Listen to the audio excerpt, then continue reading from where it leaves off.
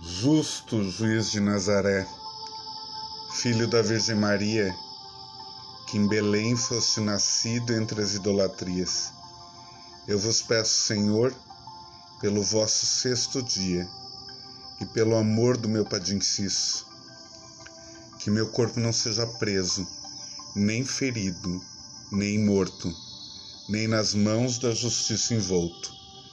Pax tecum, pax tecum, pax tecum.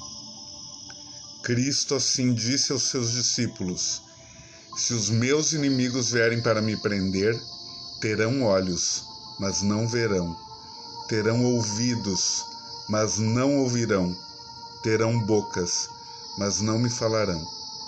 Com as armas de São Jorge serei armado, com a espada de Abraão serei coberto, com o leite da Virgem Maria serei borrifado, na arca de Noé serei arrecadado, com a chave de São Pedro serei fechado onde não me possam ver, nem ferir, nem matar, nem sangue do meu corpo tirar.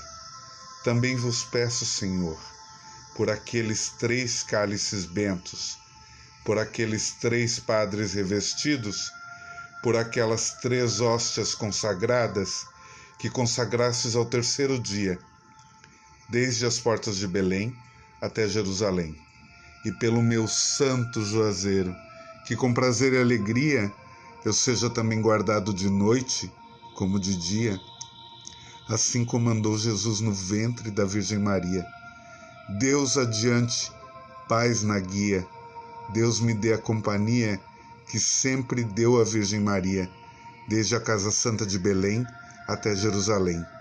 Deus é meu Pai, Nossa Senhora das Dores minha Mãe.